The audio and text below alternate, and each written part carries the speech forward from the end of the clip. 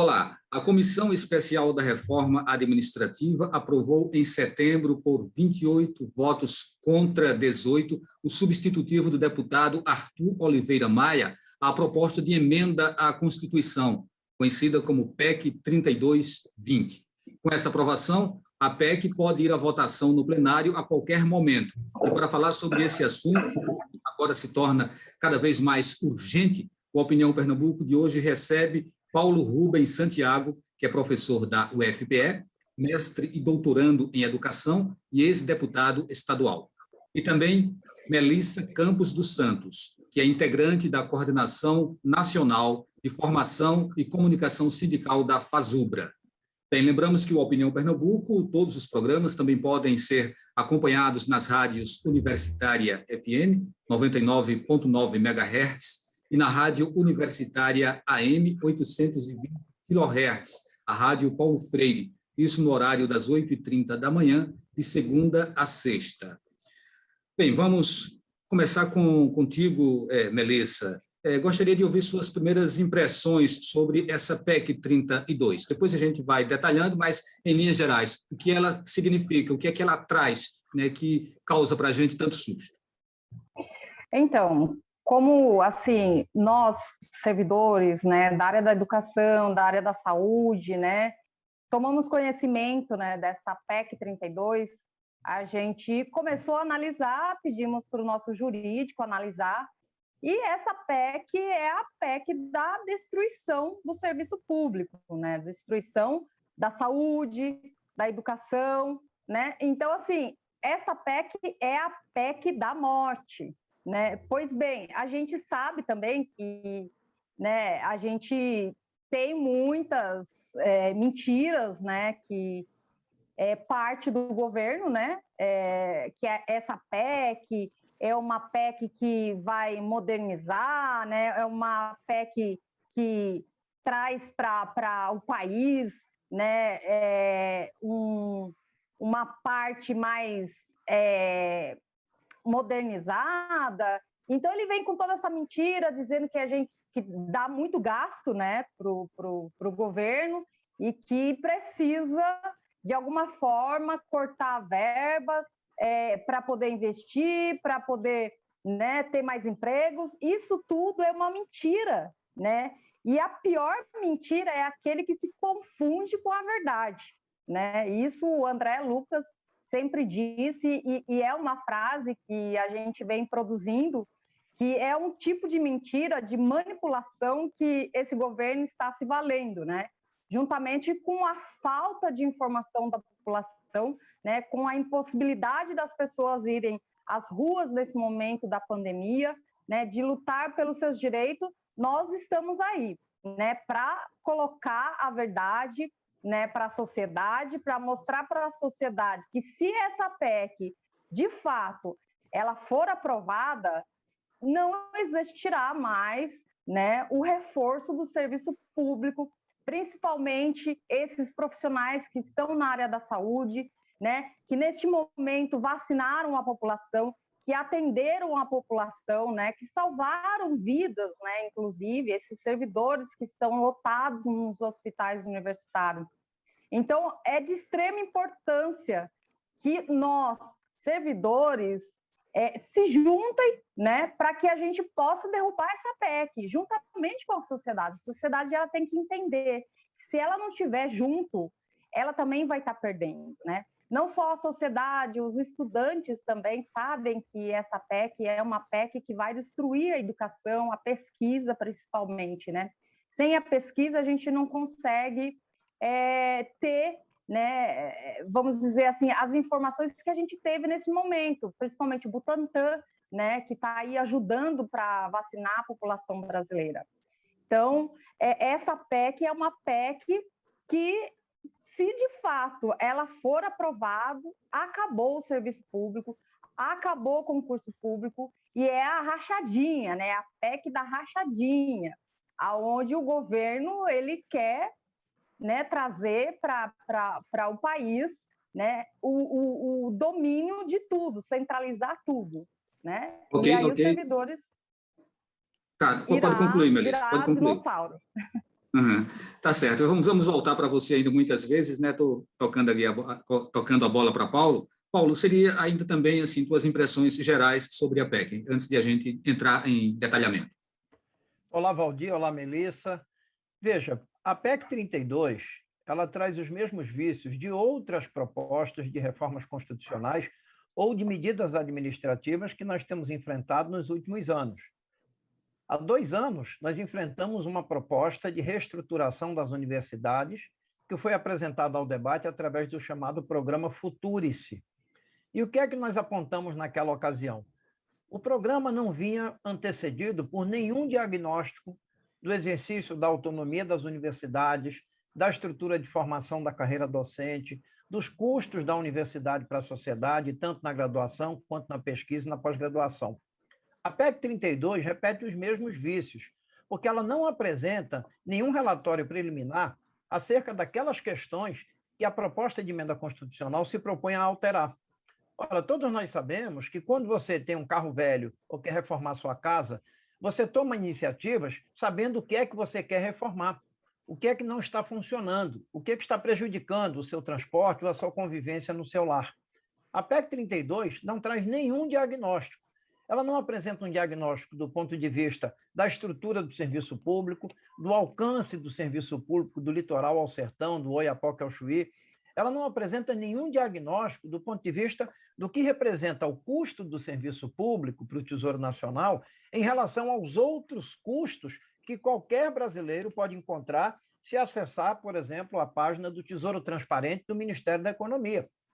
O curioso é que toda a preocupação da PEC com essas estratégias que eles querem fazer, alterando o ingresso na carreira do serviço público, a progressão, a substituição de servidores que venham a óbito ou se aposentem, alterando o teto das carreiras, a preocupação é única e exclusivamente fiscalista. Ou seja, eles estimam, na tabela que foi publicada logo na apresentação da PEC, uma economia que pode chegar entre 460 e 500 bilhões de reais em 20 anos. Em 20 anos, o que daria em torno de 20 a 25 bilhões por ano no máximo. Ora, só no exercício de 2021, neste ano em que nós estamos, o pagamento de juros da dívida pública é superior a 350 bilhões em apenas um ano.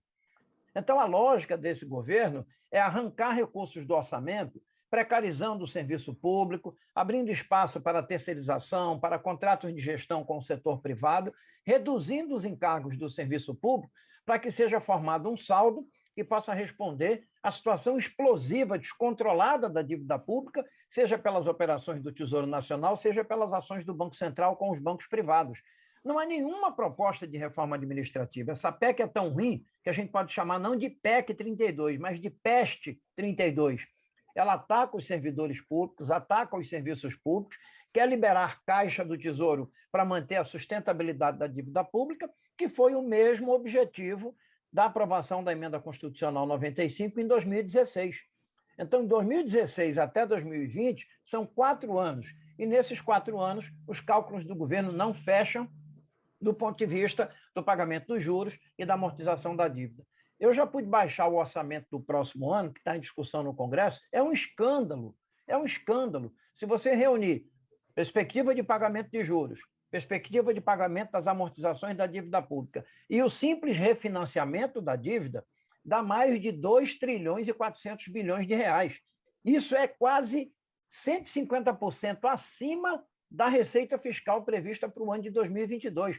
Então, os nossos problemas de caixa, os nossos problemas de equilíbrio entre receitas e despesas, não são originários do serviço público brasileiro. Pelo contrário, a gente tem que fazer mais concursos públicos, a gente tem que expandir a atuação do serviço público para a população das periferias, para a população do campo, para a população do Norte, Nordeste, Centro-Oeste, para a Amazônia.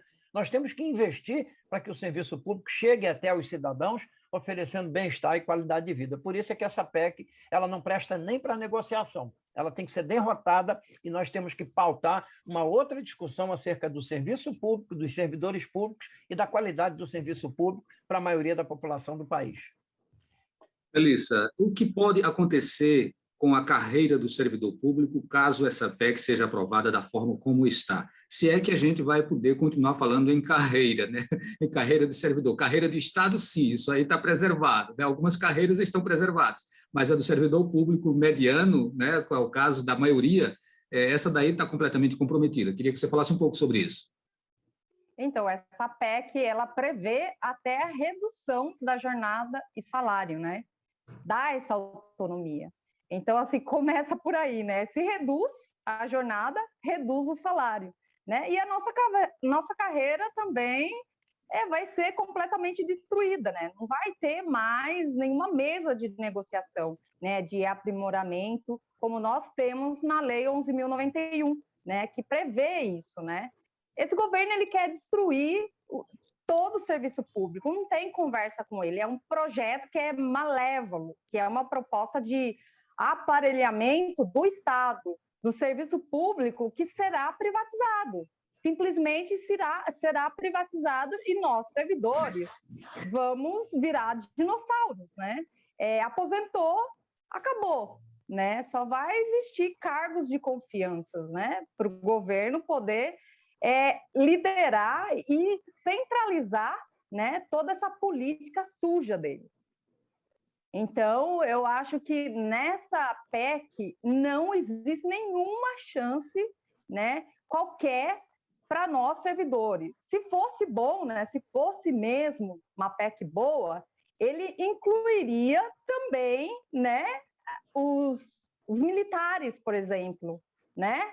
As Forças Armadas. E por que ele não colocou? Né? Ele retirou, porque ele sabe que se ele fizer isso, né, ele vai perder mais as forças ainda do que ele já está perdendo, né? Então, assim, para que ele consiga fazer com que os parlamentares aprovem isso, ele tirou uma parte, né, que é de interesse dele, né, e manteve nós servidores que servimos o Estado. Paulo, você falava muito bem aí sobre essa questão dos interesses financeiros que estão por trás de uma proposta como essa. Queria que você falasse um pouquinho sobre até que ponto esses interesses eles podem beneficiar o setor privado, considerando que, da forma como o texto está construído, a gente interpreta que verbas da educação, por exemplo, verbas da saúde, podem migrar e o governo continuar dizendo que está utilizando esse serviço a serviço da educação e a serviço da saúde. No entanto, ele está sendo desviado para uma outra finalidade. Queria que tu falasse um pouquinho sobre isso. Olha, Valdir, a PEC 32 não é uma peça solteira. Ela não é uma peça única dentro do contexto das finanças públicas, da administração dos orçamentos, da administração do Tesouro Nacional. Ela é parte de uma grande engrenagem. Antes da PEC 32 ser apresentada no ano de 2020, no dia 5 de novembro de 2019, o governo de Bolsonaro e Paulo Guedes encaminhou para o Congresso 3 outras propostas de emendas constitucionais, cada um com um nome diferente. A PEC 186, chamada PEC emergencial, a PEC 187, dos fundos financeiros, e a PEC 188, do novo Pacto Federativo. A 186, ela já foi aprovada, transformou-se na Emenda Constitucional 109. Ela traz as mesmas intenções da PEC 188 de 2019, um ano antes, portanto, da PEC 32, mas essa não foi ainda aprovada, e é a pior de todas. Tanto a PEC 186 quanto a PEC 188 colocam novos artigos na Constituição dizendo textualmente o seguinte: a elaboração e a execução dos orçamentos públicos vão observar em primeiro plano as metas fiscais para o pagamento dos juros e amortização da dívida pública. E a PEC 188 diz claramente, com a sua aprovação, a âncora fiscal, quem passa a conduzir o papel fiscal do Estado, não é saúde, educação, habitação, saneamento, segurança, ciência e tecnologia, infraestrutura, geração de empregos. Quem passa a conduzir o papel fiscal do Estado é a sustentabilidade da dívida pública.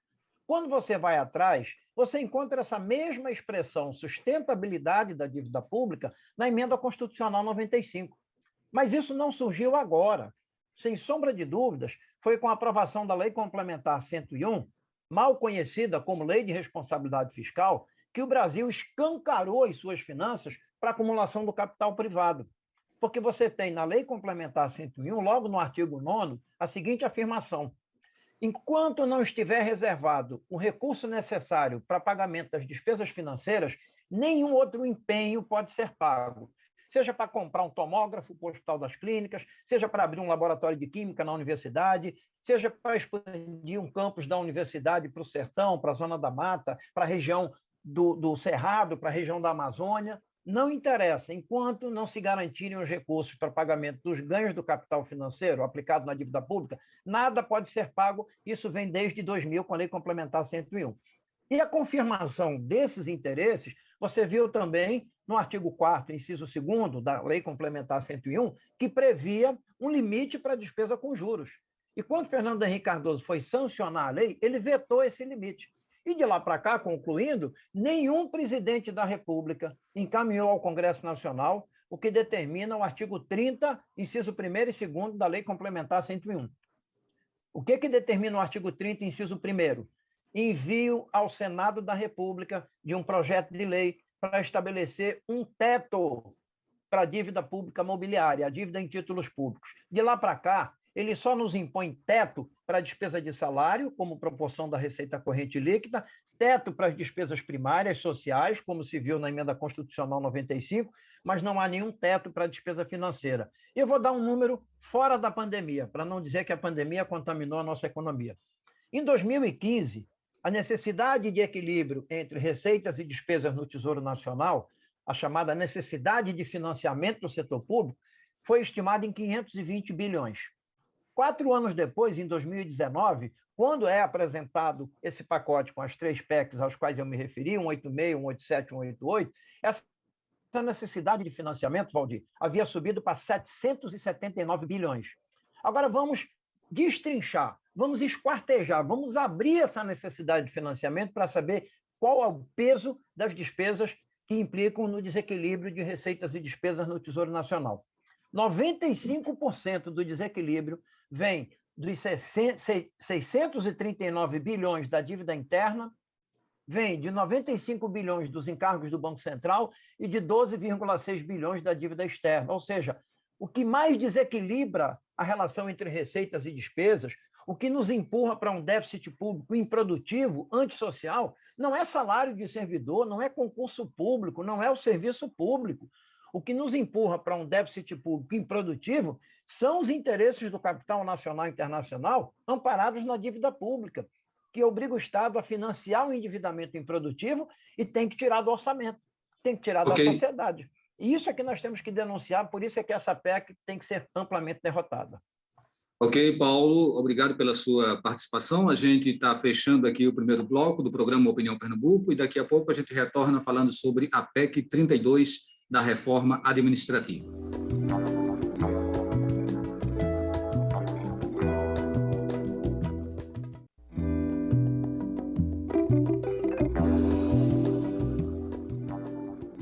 Estamos de volta com o programa Opinião Pernambuco, abordando o tema da PEC 32 da reforma administrativa, que está prestes a ser votada no plenário da Câmara.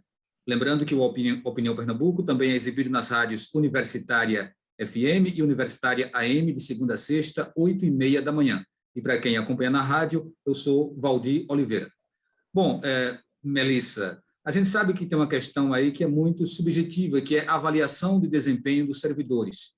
Exatamente esses critérios que possam ser implantados, eles podem ser utilizados ou serem manipulados por interesses eleitoreiros, por interesses políticos. De repente, você não está rezando na cartilha, a gente está tendo vários exemplos aí de perseguição a servidores que não rezam na cartilha de um governo, e isso realmente seria muito dramático, né? Seria drástico para o servidor. Queria que você falasse um pouco sobre isso.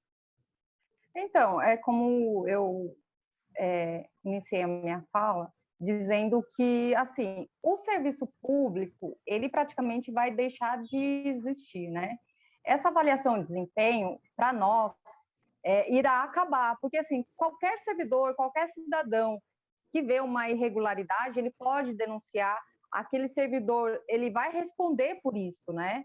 Vai abrir um processo administrativo, ou assim, um processo de sindicância para poder avaliar se os fatos, se existem elementos fundamentais para que esse processo ele possa prosseguir e fazer a avaliação daquele servidor. isso não vai existir mais, não vai ter a chance do servidor poder fazer a sua defesa, né? Ele vai ser demitido e acabou. Aquele chefe, que é um cargo de confiança do governo, se você não seguir as regras dele, você pode ser demitido a qualquer momento por uma comissão, né? Então, isso que também vai prejudicar aqueles servidores que prestaram concurso público, né, que deram seu suor durante anos, né, estudando para poder passar num concurso, né? Fora que nós também temos assim, o direito de poder se aposentar com uma aposentadoria direta dos servidores, um recolhimento direto dos servidores que é maior do que o CLT, né? Isso também vai nos prejudicar porque já existe o decreto 10.620 que tira os servidores e jogam eles direto para o INSS, né? Sendo que o servidor não tem direito ao 13º, né? Sendo que o servidor não tem direito ao PIS, né? A gente tem essa desvantagem. Então, já existe uma desvantagem e o governo quer implantar mais essa desvantagem. Quer dizer, você presta o concurso público, né? Você faz todo um plano da sua vida, né? Você consegue passar num concurso público e, de repente, vem esse governo, vem os seus aliados que nunca prestou um concurso público, né? Isso. Paulo Rubens Santiago, o que é possível fazer? E como levar a população a entender que essa causa não é uma causa apenas dos servidores públicos, que essa é uma causa de todos? O que seria da população brasileira que adoeceu e morreu, que ficou internada, que sofreu com o coronavírus, se não fosse o Sistema Único de Saúde? Se nós não tivéssemos na ponta, lá no sertão, lá na Amazônia, no Cerrado, no interior do país, o sistema público de saúde, essa população teria morrido muito mais, o sofrimento seria muito maior. Então, o SUS é um exemplo de que o serviço público ele tem que ser fortalecido com concurso público, com a carreira, com o estabelecimento das condições dignas de trabalho. Um outro exemplo nós temos na educação superior. Se você olhar aqui para o estado de Pernambuco até 2002, você só tinha universidades públicas na cidade do Recife, a Universidade Federal, onde eu leciono, e a Universidade Federal Rural. Hoje, Pernambuco, a Bahia e os outros estados estão completamente tomados por institutos federais de educação pública e por universidades públicas. Isso significa que a população passou a ter mais acesso ao ensino superior, à pesquisa, à pós-graduação. Eu conversei há 2 anos com uma menina de Alagoas que estudava medicina veterinária na Universidade Federal Rural, em Garanhuns. Eu fui perguntar por que ela escolheu medicina veterinária. Se o pai era veterinário, se a mãe, se alguém da família. Ela olhou para mim e disse: professor, eu sou a primeira pessoa da minha família a chegar a um curso superior. A gente se emociona com isso, porque se não fosse uma universidade pública, essa estudante do interior de Alagoas jamais chegaria ao ensino superior. Ela teria que sair da sua cidadezinha para Arapiraca, para Maceió, para estudar numa faculdade privada. Então, o serviço público ele atende a população. É preciso melhorar? Sim, com mais concursos públicos, com mais investimentos, sem qualquer tipo de restrição. A restrição que nós temos que fazer é o ganho especulativo, é o gasto improdutivo, com juros, amortização da dívida e com as políticas que o Tesouro e o Banco Central fazem para tornar mais ricos os que já são mais ricos no nosso país. Ok. Melissa, a pergunta que eu fiz para Paulo, ela serve para você também, né? O que os movimentos sindicais, exemplo da FASUBRA, estão fazendo? O que é possível fazer ainda para que essa coisa não avance, para que essa PEC não seja aprovada da forma como está, nem de forma nenhuma? Nós, enquanto federação, a gente orienta as nossas bases, orienta até mesmo a sociedade, né, que encham a caixa postal, principalmente desses parlamentares que estão indecisos, né, e esses parlamentares que são a favor da PEC 32, para que mostre, né, que nós, né, o povo brasileiro, não queremos essa PEC 32. Então, a FASUBRA está fazendo seu papel. Aqui em Brasília, toda semana a gente está em vigília aqui, né, juntamente com o FONASEF, que é o fórum das entidades que se reúnem, né, para que a gente possa brecar, derrubar essa PEC 32. a gente já está mais ou menos umas 4 semanas nos atos aqui de terça-feira, às 7 horas da manhã, né, recepcionando os parlamentares que chegam no aeroporto. À tarde, a gente está indo para o anexo 2 da Câmara dos Deputados, né, armando uma tenda lá, fazendo o nosso ato lá, chamando os parlamentares aliados, né, que tragam para a gente informações do que está acontecendo de fato, como está a tramitação, né? Apesar da gente saber que, se for neste momento, né, para votação na Câmara dos Deputados, o Lira ainda não conseguiu os 308 votos, né? Então, assim, a gente está lutando, a gente está batalhando para ver se a gente consegue convencer, principalmente aqueles parlamentares que estão indecisos, né? Que esses parlamentares não sabem que, de fato, se for aprovado, irá acabar o nosso serviço público, que é a saúde, que é de extrema importância para o nosso país. O Sistema Único de Saúde é um dos melhores projetos aprovados nesse país, né? E temos que continuar com isso.